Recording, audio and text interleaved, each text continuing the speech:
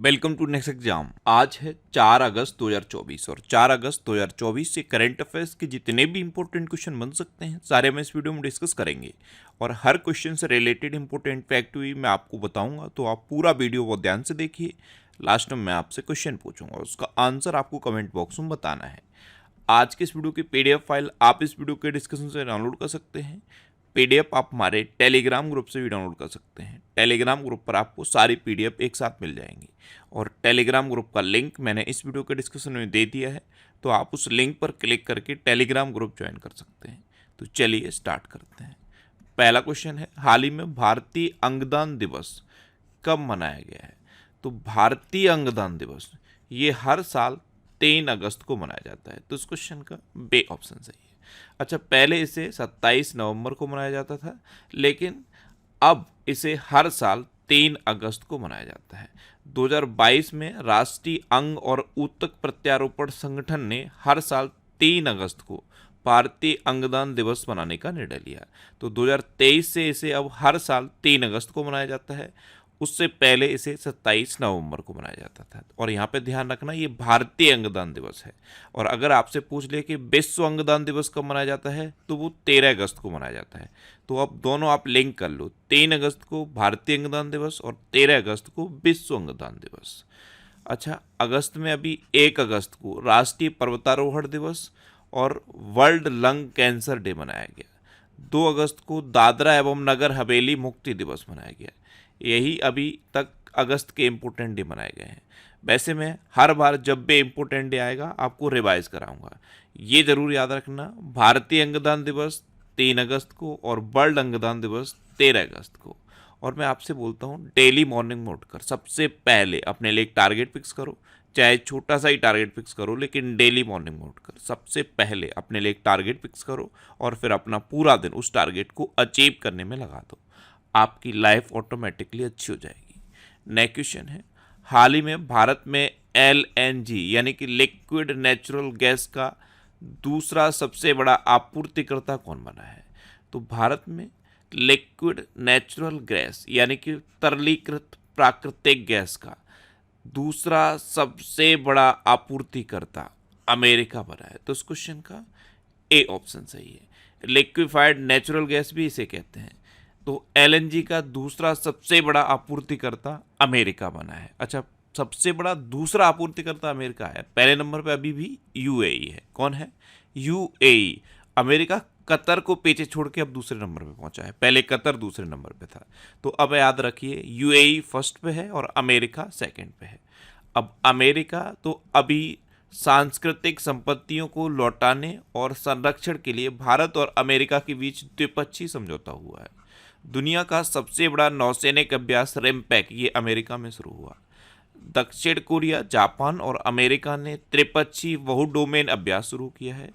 America Bharat का शीर्ष रक्षा निर्यातक साझेदार बनकर उभरा है।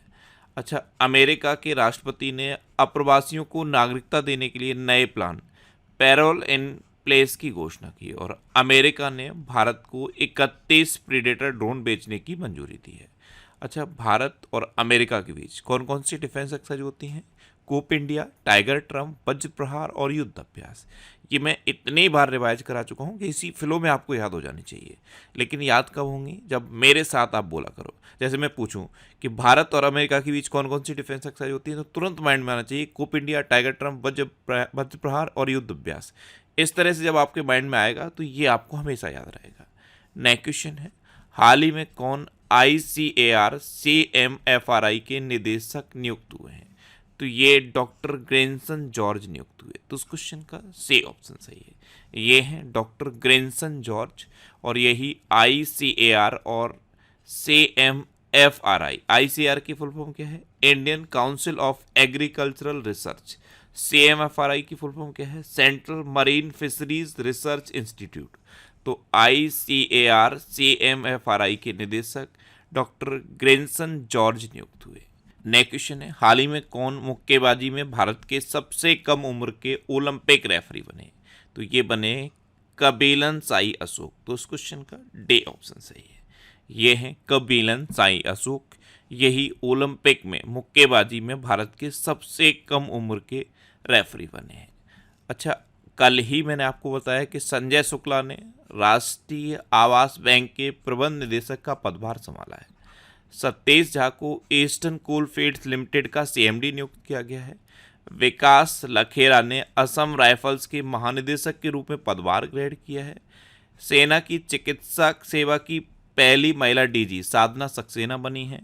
मनोज मित्तल को सिडबी का सीएमडी नियुक्त किया गया है। चोलामंडल इन्वेस्टमेंट एंड फाइनेंस का एमडी रपेंद्र कुमार को नियुक्त किया गया। फेडे इंडिया जोन के अध्यक्ष संजय कपूर चुने गए और शेखर कपूर को आईएफएफआई महोत्सव निदेशक नियुक्त किया गया है। नेक्स्ट क्वेश्चन है, हाल ही में किसने NATS 2.0 का शुभारंभ किया? तो हमारे केंद्रीय शिक्षा मंत्री हैं धर्मेंद्र प्रधान। इन्होंने NATS 2.0 का शुभारंभ किया। तो इस क्वेश्चन का सी ऑप्शन सही है। NATS यानी कि नेशनल अप्रेंटिसशिप ट्रेनिंग स्कीम, इसका 2.0 वर्जन का शुभारंभ केंद्रीय शिक्षा मंत्री धर्मेंद्र प्रधान ने किया है। नेक्स्ट क्वेश्चन है, हाल ही में श्रीराम कैपिटल को ARC लॉन्च करने के लिए किसकी मंजूरी मिली है? तो श्रीराम कैपिटल, इसको एसेट रिकंस्ट्रक्शन कंपनी लॉन्च करने के लिए RBI की मंजूरी मिली। तो इस क्वेश्चन का ए ऑप्शन सही है। नेक्स्ट क्वेश्चन है, हाल ही में जुलाई माह में GST संग्रह कितने प्रतिशत बढ़कर 1.82 लाख करोड़ पहुंचा है? तो इस जुलाई माह में GST संग्रह बढ़कर 10.3% बढ़कर 1.82 लाख करोड़ पहुंचा। तो उस क्वेश्चन का सी ऑप्शन सही है। नेक्स्ट क्वेश्चन है, हाल ही में किस राज्य विधानसभा ने खनन खनिजों पर उपकर लगाने संबंधी विधेयक पारित किया है? तो ये झारखंड की विधानसभा ने पारित किया। तो उस क्वेश्चन का बी ऑप्शन सही है। अब झारखंड, तो ये है मैप में झारखंड। झारखंड की कैपिटल क्या है? रांची। झारखंड के चीफ मिनिस्टर कौन है? हेमंत सोरेन। और झारखंड के अभी नए गवर्नर बने हैं संतोष गंगवार। ये बरेली के सांसद रहे हैं और अब ये झारखंड के नए गवर्नर बन गए हैं। अच्छा, संतोष कुमार गंगवार को अभी झारखंड का राज्यपाल बनाया गया। झारखंड में दिव्यांग छात्रों के लिए एक विश्वविद्यालय स्थापित किया जाएगा। झारखंड में 23 जून को हूल दिवस मनाया गया। 3 दिवसीय पूसा कृषि विज्ञान मेला झारखंड में शुरू हुआ। झारखंड सरकार ने विधवा पुनर्विवाह प्रोत्साहन योजना शुरू करने की घोषणा की। जस्टिस प्रदीप कुमार को झारखंड उच्च न्यायालय में स्थायी न्यायाधीश नियुक्त किया गया है। और झारखंड सरकार ने आदिवासियों और दलितों के लिए वृद्धावस्था पेंशन की आयु को घटाकर 50 वर्ष कर दिया है। नेक्स्ट क्वेश्चन है, हाल ही में IRDAI ने HDFC लाइफ पर कितने करोड़ रुपए का जुर्माना लगाया? तो IRDAI यानी कि insurance regulatory and development authority of India, इसने HDFC लाइफ पर 2 करोड़ रुपए का जुर्माना लगाया। तो इस क्वेश्चन का सी ऑप्शन सही है। IRDAI की गाइडलाइंस को फॉलो न करने की वजह से HDFC लाइफ पर ये 2 करोड़ रुपए का जुर्माना लगा है। नेक्स्ट क्वेश्चन है, हाल ही में कैसे संयुक्त राष्ट्र की आर्थिक और सामाजिक परिषद का अध्यक्ष चुना गया? तो ये बॉब राय चुने गए। तो इस क्वेश्चन का बी ऑप्शन सही है।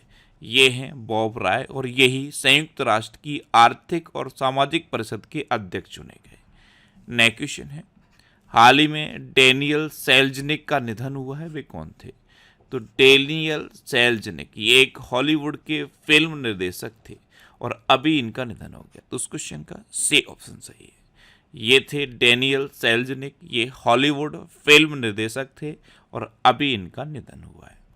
नेक्स्ट क्वेश्चन है, हाल ही में भारतीय नौसेना के जहाज तबर ने किस देश की नौसेना के जहाज के साथ समुद्री साझेदारी अभ्यास किया है? तो INS तबर ने अभी रूस की नौसेना के जहाज के साथ समुद्री साझेदारी अभ्यास किया। तो इस क्वेश्चन का ए ऑप्शन सही है। अब रूस, तो ये है मैप में रूस। रूस की कैपिटल क्या है? मॉस्को। रूस की करेंसी क्या है? Russian rouble. और रूस के प्रेजेंट टाइम पे प्रेसिडेंट कौन है? Vladimir Putin. अच्छा, ये जो मैप मैं आपको दिखाता हूँ ये सिर्फ आपके लिए रेफरेंस के लिए है। अब ये जो मैप है ये बिल्कुल एग्जैक्ट तो नहीं हो सकता ना, इसको इस रेफरेंस पॉइंट ऑफ व्यू से बनाया गया है। जैसे रेड कलर में रसिया को हाईलाइट किया गया है, हो सकता है रसिया का यहाँ कोई पार्ट छूट गया हो, लेकिन आपको एक आइडिया लग जाए कि मैप में यहाँ पे रसिया है। तो ये जो मैं मैप आपको दिखाता हूँ ये कोई बिल्कुल एग्जैक्ट मैप नहीं हो सकते। हाँ, ये रेफरेंस पॉइंट ऑफ व्यू से हैं कि आपको एक आइडिया लग जाए कि वर्ल्ड में कौन सी कंट्री कहाँ पे है, इसलिए ये मैप मैं आपको दिखाता हूँ। कुछ स्टूडेंट कहते हैं सर आपने ये मैप गलत दिखा दिया, इस मैप में ये पार्ट गलत दिखा दिया। अरे ये जो मैप मैं दिखाता हूँ ये सिर्फ रेफरेंस के लिए है, ये आप अपने माइंड में रखो कि आपको एक बेसिक आइडिया लग जाए कि ये कौन सी कंट्री वर्ल्ड में कहाँ पे है, इतना बस आइडिया आपको लग जाए, इसलिए ये मैप है। ये मैप कोई आप इंटरनेशनल लेवल पर किसी को प्रेजेंट नहीं करने वाले, इससे सिर्फ आपके माइंड में एक आइडिया होना चाहिए कि कंट्री कहाँ पे है। इसलिए आज से ये आप मत देखो कि इसमें ये पार्ट छूट गया, हो सकता है रसिया का यहाँ कोई पार्ट छूट गया हो। अब ये पार्ट, अब जैसे ये एक पार्ट है, अब हो सकता है ये छूट जाता, लेकिन आपको इतना डीपली नहीं जाना है। आपको ये आइडिया होना चाहिए कि बस ये मैप है और ये वर्ल्ड में यहाँ पे है, ये कंट्री रसिया वर्ल्ड में यहाँ पे है, इतना बस आइडिया होना चाहिए और इसके बारे में आपको पता होना चाहिए। अच्छा, रसिया की बात है तो प्रधानमंत्री नरेंद्र मोदी को रूस का सर्वोच्च नागरिक सम्मान the Order of Saint Andrew the Apostle प्रदान किया गया। अच्छा, रूस के उपग्रह के टूटने से आईएसएस और अंतरिक्ष यातायात को खतरा बढ़ा है। आईएसएस यानी कि इंटरनेशनल स्पेस स्टेशन। रूस भारत का शीर्ष तेल आपूर्तिकर्ता बना है। ब्रिक्स गेम्स 2024 का आयोजन रूस में किया जा रहा है। रूस के राष्ट्रपति 24 साल के बाद नॉर्थ कोरिया पहुंचे थे। रूस तालिबान को आतंकवादी सूची से हटाएगा। और रूसी अंतरिक्ष यात्री ओलेग कोनोनेंको, इन्होंने अंतरिक्ष में 1000 दिन बिताए, जो अब तक का हाईएस्ट रिकॉर्ड है। नेक्स्ट क्वेश्चन है, हाल ही में कहाँ अंगदान जागरूकता कार्यक्रम का आयोजन किया गया? तो अभी नई दिल्ली में अंगदान जागरूकता कार्यक्रम का आयोजन किया गया। तो इस क्वेश्चन का बी ऑप्शन सही है। नेक्स्ट क्वेश्चन है, हाल ही में सरकार ने विमान रखरखाव, मरम्मत और ओवरहालिंग में कितने प्रतिशत एफडीआई को मंजूरी दी? तो विमान रखरखाव, मरम्मत और ओवरहालिंग में सरकार ने अब 100% एफडीआई को मंजूरी दे दी है। तो इस क्वेश्चन का सी ऑप्शन सही है, यानी कि विदेशी कंपनी आके 100% अपनी पूंजी लगा के बिजनेस कर सकती हैं। तो अब विमान रखरखाव, मरम्मत और ओवरहालिंग में 100% एफडीआई को मंजूरी दी गई है। नेक्स्ट क्वेश्चन है, हाल ही में यूपीआई से लगातार तीसरे साल कितने लाख करोड़ रुपए का लेन देन हुआ है? तो यूपीआई से लगातार तीसरे साल 20 लाख करोड़ रुपए का लेन देन हुआ। तो इस क्वेश्चन का बी ऑप्शन सही है। अब लास्ट वीडियो के क्वेश्चन का आंसर। लास्ट वीडियो मैंने आपसे क्वेश्चन पूछा था कि कौन विश्व का दूसरा सबसे बड़ा एल्यूमिनियम उत्पादक बना? तो अपना देश भारत विश्व का दूसरा सबसे बड़ा एल्यूमिनियम उत्पादक बना, यानी कि इस क्वेश्चन का सी ऑप्शन सही था और लगभग सभी स्टूडेंट ने इसका आंसर सही दिया। मोस्टली स्टूडेंट ने इसके बारे में डिटेल में लिखा। मैं आपको एक बार फिर बोलूँगा, क्वेश्चन के बारे में आपको जितना ज़्यादा से ज़्यादा पता हो आप लिखा करो, क्योंकि जो चीज़ें आप लिख देते हो फिर उन्हें आप कभी नहीं भूलते। अब आपके लिए रिवीजन के क्वेश्चन। अभी लाओस ने भगवान राम और भगवान बुद्ध का चित्र लगाकर डाक टिकट जारी किया है। हेनले पासपोर्ट इंडेक्स 2024 में सिंगापुर टॉप पर रहा है और भारत 82वें नंबर पर रहा है। 10वें अफ्रीकी देश के रूप में संयुक्त राष्ट्र जल कन्वेंशन में आइवरी कोस्ट शामिल हुआ है। यूपीएससी की नई चेयरमैन प्रीति सूदन बनी है। जापान के वैज्ञानिकों ने जैविक त्वचा के साथ रोबोट का चेहरा विकसित किया है। के चोकलिंगम को प्रतिष्ठित हंस वॉन हेंटिंग पुरस्कार से सम्मानित किया गया। सिक्किम ने पर्यटक वाहनों के लिए कचरा बैग ले जाना अनिवार्य कर दिया है। प्रधानमंत्री नरेंद्र मोदी को रूस का सर्वोच्च नागरिक सम्मान the Order of Saint Andrew the Apostle प्रदान किया गया। श्रीलंका ने पहली बार विमेंस एशिया कप 2024 का खिताब जीता है। अच्छा, मृदु पवन दास ये रवांडा में भारत के हाई कमिश्नर बने हैं। पेरिस के ग्रेविन म्यूजियम ने भारतीय अभिनेता शाहरुख खान के सम्मान में गोल्डन कॉइन जारी किया है। भारत के राष्ट्रपति भवन में स्थित दरबार हॉल का नाम बदल के गणतंत्र मंडप किया गया है और अशोक हॉल का नाम बदल के अशोक मंडप किया गया है। सुदर्शन पटनायक ने इंटरनेशनल सैंड स्कल्पचर चैंपियनशिप में स्वर्ण पदक जीता है। अंडमान और निकोबार के डीजीपी HGS धालीवाल बने हैं। विदेश मंत्री S जयशंकर ने मॉरिशस में मैत्री उद्यान का उद्घाटन किया है और भारत के बाहर पहले जन औषधि केंद्र का उद्घाटन भी मॉरिशस में हुआ। भारतीय महिला पायलट भावना कंठ ने पिच ब्लैक सैन्य अभ्यास में भाग लेकर इतिहास रच दिया है। सैन्य प्रमुख मिन आंग वांग ये म्यांमार के कार्यवाहक राष्ट्रपति बने हैं। विश्व की 10 सबसे बड़ी कोयला खदानों में 2 भारतीय खदानें शामिल हुई हैं, जो छत्तीसगढ़ की गेवरा और कुसमुंडा हैं। विदेश मंत्री एस जयशंकर ने टोक्यो में महात्मा गांधी की प्रतिमा का अनावरण किया। अब आपके लिए आज का क्वेश्चन है, किस देश ने इंस्टाग्राम पर प्रतिबंध लगाया है?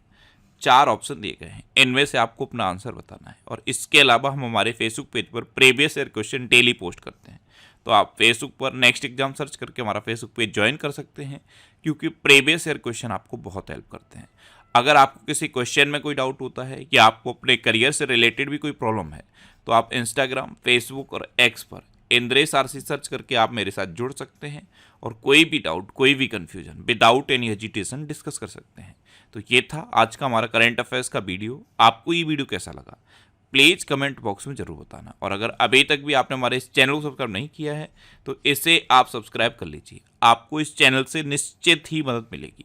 जब भी आपसे सब्सक्राइब करेंगे तो बराबर में एक बेल आइकन बन के आएगा, आप उस बेल आइकन पर जरूर क्लिक कर लें, जिससे कि आपको डेली मॉर्निंग में करंट अफेयर्स की वीडियो मिलती रहे। Next exam always with you. Thanks for watching.